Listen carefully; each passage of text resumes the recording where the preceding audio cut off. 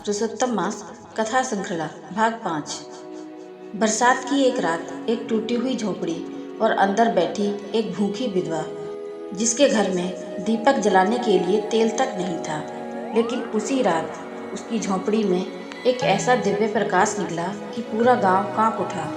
लोग दौड़कर बाहर आए और जब उन्होंने अंदर देखा तो उनकी आंखें फटी की फटी रह गईं, क्योंकि वहां स्वयं माता लक्ष्मी विराजमान थी।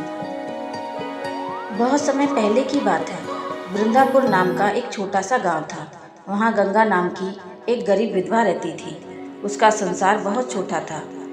एक टूटी झोपड़ी, एक पुरानी तुलसी और भगवान विष्णु की मिट्टी की छोटी सी मूर्ति। उसका पति कई वर्ष पहले बीमारी से चल बसा था। उसके बाद गांव वालों ने धीरे धीरे उससे दूरी बना ली थी। गंगा दिन भर लोगों के घरों में काम करती, तब जाकर रात को 2 रोटियों का इंतजाम हो पाता था। लेकिन इतनी गरीबी में भी उसने कभी भगवान का नाम लेना नहीं छोड़ा। हर सुबह वह नदी से जल लाती, तुलसी को चढ़ाती और भगवान विष्णु के सामने दीपक जलाकर कहती, हे नारायण, मेरे पास देने के लिए कुछ नहीं, बस आपका नाम है। गांव के कुछ लोग उसका मजाक उड़ाते थे, अरे गंगा, भगवान ने अगर तेरी सुननी होती तो तू इतनी गरीब क्यों होती। लेकिन गंगा मुस्कुरा देती, भगवान देर करते हैं, अंधेर नहीं। कुछ दिनों बाद पुरुषोत्तम मास आरंभ हुआ। पूरा गांव उत्सव में डूब गया। मंदिर सजने लगे, भजन होने लगे, लोग व्रत और दान करने लगे। गांव के मंदिर में एक संत कथा सुना रहे थे। उन्होंने कहा, जो व्यक्ति पुरुषोत्तम मास में सच्चे मन से भगवान विष्णु की भक्ति करता है, उसके घर स्वयं माता लक्ष्मी का आगमन होता है। गंगा यह सुनकर भावुक हो गई। उसने उसी क्षण संकल्प लिया, मैं पूरे पुरुषोत्तम मास रोज दीपक जलाऊंगी और भूखे को भोजन कराऊंगी। लेकिन उसके पास तो अपने लिए भी भोजन नहीं था। उस रात उसने घर में देखा, बस थोड़ा सा आटा बचा था और तेल की आखिरी बूंदें। फिर भी उसने भगवान के सामने दीपक जलाया। अगले दिन गंगा ने मजदूरी करके 2 रोटियों का इंतजाम किया। जैसे ही वह खाने बैठी, बाहर से आवाज आई, माँ, बहुत भूख लगी है। दरवाजे पर एक छोटा बालक खड़ा था।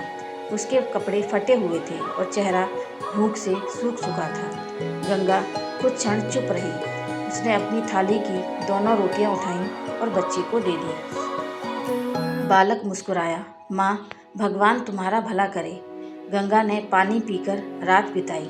लेकिन उस रात उसे ऐसा लगा जैसे उसकी झोंपड़ी में कोई दिव्य सुगंध फैल गई हो। धीरे धीरे गंगा की हालत और खराब होने लगी। कई दिन ऐसे बीते जब उसने खुद भूखे रहकर दूसरे को भोजन कराया। गांव वाले उसका मजाक उड़ाने लगे, पागल औरत खुद भूखी मर रही है और दूसरों को खिला रही है। एक अमीर साहूकार ने ताना मारते हुए कहा, अगर तेरे भगवान सच में होते तो तुझे भीख नहीं मांगनी पड़ती। गंगा की आंखों में आंसू आ गए, लेकिन उसने आसमान की ओर देखकर कहा, प्रभु, लोग मेरा नहीं, आपकी भक्ति का अपमान कर रहे हैं। पुरुषोत्तम मास के अंतिम दिनों की बात थी। उस रात भयंकर बारिश हो रही थी, बिजली चमक रही थी। पूरा गांव अपने घरों में बंद था। तभी गंगा की झोंपड़ी के बाहर दस्तक हुई। कोई है। गंगा ने दरवाजा खोला। बाहर एक बूढ़ी औरत खड़ी थी। उसके कपड़े पूरी तरह भीगे हुए थे। बूढ़ी औरत कांपती हुई बोली, बेटी, क्या आज रात मुझे यहाँ शरण मिल सकती है। गंगा तुरंत बोली, माँ, यह झोंपड़ी आपकी ही है। उसने वृद्धा को अंदर बिठाया, लेकिन घर में खाने के लिए कुछ नहीं था। गंगा परेशान हो गई। तभी उसे याद आया कि एक कोने में थोड़ा सा सूखा चावल रखा है। उसने वही उबालकर वृद्धा को खिला दिया। वृद्धा ने पूछा, और तुम। गंगा मुस्कुराई, ये भगवान का नाम पेट भर देता है। वृद्धा उसे ध्यान से देखती रही। आधी रात हो चुकी थी। अचानक पूरी झोंपड़ी तेज प्रकाश से भर गई। बारिश रुक गई। हवा में कमल की अद्भुत सुगंध फैल गई। गंगा घबराकर उठी।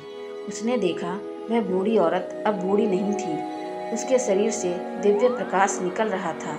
वे स्वर्ण आभूषणों से अलंकृत थी, कमल के आसन पर विराजमान थी। गंगा कांप उठी। माँ, माता लक्ष्मी मुस्कुराई। गंगा, तुमने गरीबी में भी दया और भक्ति नहीं छोड़ी। तुमने भूखी रहकर दूसरों का पेट भरा। यही सच्ची पूजा है। गंगा रोते हुए उनके चरणों में गिर पड़ी।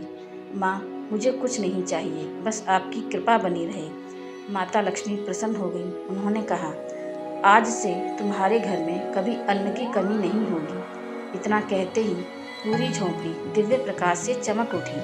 टूटे हुए बर्तन सोने जैसे चमकने लगे, खाली मटके अनाज से भर गए और सूखी झोंपड़ी एक सुंदर से घर में बदलने लगी। अगली सुबह जब गांव वालों ने यह दृश्य देखा तो सब स्तब्ध रह गए। जहां पहले टूटी झोंपड़ी थी, वहां अब सुंदर सा घर खड़ा था। लोग दौड़कर गंगा के पास पहुंचे। साहूकार कांपती आवाज में बोला, यह सब कैसे हुआ? गंगा की आंखों से आंसू बहने लगे। यह पुरुषोत्तम मास की भक्ति और माता लक्ष्मी की कृपा है। पूरा गांव उसके चरणों में झुक गया। उस दिन से गांव के लोगों का व्यवहार भी उसके प्रति बदल गया। अब वहां कोई भूखा नहीं सोता था। हर घर में दान और सेवा होने लगी और गंगा वह पहले की तरह ही विनम्र रही। हर दिन तुलसी के पास दीपक जलाती और कहती, जिस घर में दया होती है वहाँ भगवान स्वयं निवास करते हैं। दोस्तों, इस कहानी से हमें शिक्षा मिलती है कि सच्ची भक्ति धन से नहीं, भावना से होती है। जो दूसरों का पेट भरता है, भगवान उसके घर कृपा बरसाते हैं। पुरुषोत्तम मास में किया गया छोटा सा पुण्य भी कई गुना फल देता है।